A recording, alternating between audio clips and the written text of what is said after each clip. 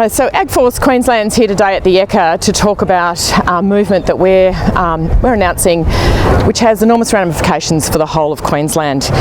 We're asking who will stand up for regional Queensland.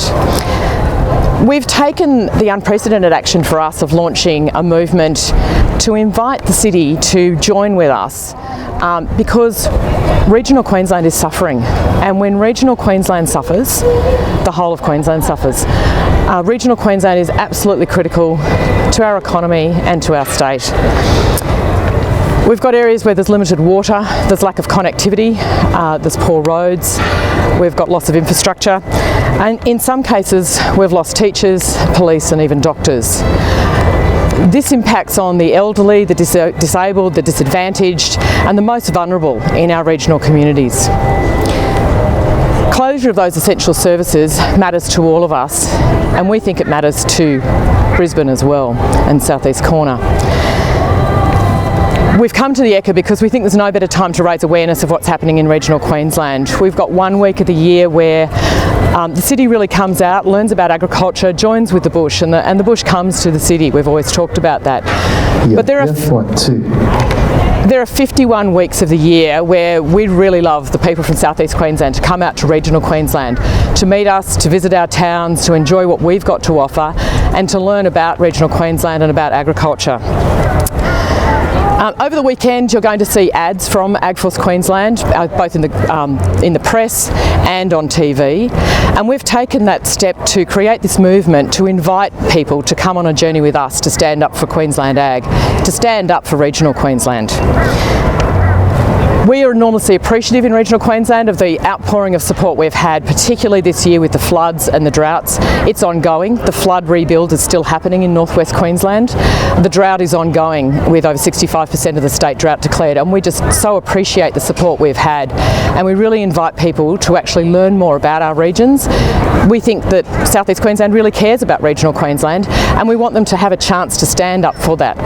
AgForce Queensland has a new membership, which is Country Connections. It means that people in urban areas can actually join with us and be connected with the country, can come on a journey and learn more about Queensland agriculture and what's happening in the regions. We really welcome young people to come to regional Queensland to work. There are enormous work opportunities in regional Queensland for all professions, and we really encourage you over the Ekka to come and have conversations with people who are from the regions, learn about agriculture, but then for the other 51 weeks of the year, come out to regional Queensland and make the choice to stand up for regional Queensland and stand with us. Thank you. What would you say is the biggest issue facing the regions? So for regional Queensland, it's a real loss of infrastructure, it's loss of services, but it's also a loss of the voice. We simply feel in regional Queensland we're not being heard, and we need people to stand with us. We are not the majority of the population in Queensland, but we're a significant contributor to the economy, and I think too also the heart of Queensland. Do you think people perhaps don't realise just how important the work that goes on outside of South East Queensland is to our way of life in Brisbane? Absolutely. There are so many jobs in the economy in Brisbane that start in regional Queensland. It's not just about food and fibre, there's also the resources sector. There's many things in the regions that absolutely drive the economy and are actually paying for a lot of our public services as well. But we also understand that it's not easy for people in Brisbane either. They've got their own pressures, and we can understand that they don't know what's going on in the region, so we want to ask them to learn about that. We've got towns of 1,000 people that don't have a bank, or their newsagents have closed, and they need to travel another hour for fuel. So basic services are actually disappearing as our economies in regional Queensland suffer. Give us the sell. Why should, particularly young people, why should they adopt country life? What's out there for them? There's an enormous opportunity to come and work in regional Queensland from a professional basis. The opportunities are enormous. When you come out to a regional community, you'll get enormous opportunity. You'll get a chance to actually join in community life and probably get leadership opportunities that you wouldn't necessarily have a chance to do in the city. But also you get a chance to experience where things come from in Queensland and the heart of Queensland. And look, it's not just about working out there, it's about visiting. It's about bringing families for a visit. We've got amazing tourism attractions in inland Queensland. we'd really ask people to come out and visit them, say good day, stop and speak to people in the towns. The IPCC report that came out yesterday was, I guess, in favour of eating less meat and adopting a more plant-based diet. What's your advice as an industry group to your farmers about climate change? So we recognise that there are significant changes in the climate. You know, we're the ones actually at the forefront of dealing with the climate. This is not new for us to deal with droughts and floods. We're really fortunate in Queensland that we're actually a major solution. We have an enormous amount of rangelands, so they're naturally occurring grasslands, and we also have significant treed areas that are sinking carbon every day without us, doing anything.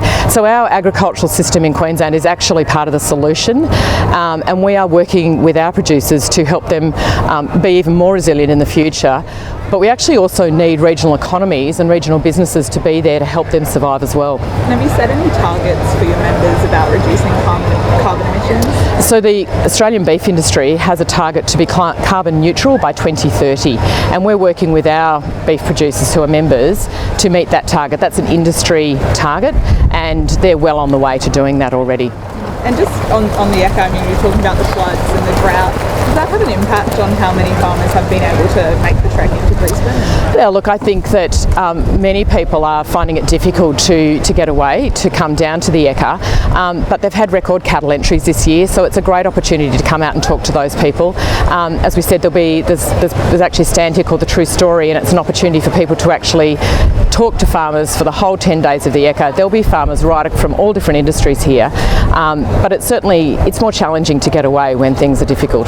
And just lastly, on this membership drive, I guess what makes it so unprecedented at this time, what you're doing now? Why is it different from this? AgForce Queensland is a member organisation, so we have nearly 5,500 members across the state who produce food and fibre. This is an opportunity to actually have members who live in the city, and we will serve those members as well to keep them connected to the country and to keep them informed of what is going on in regional Queensland.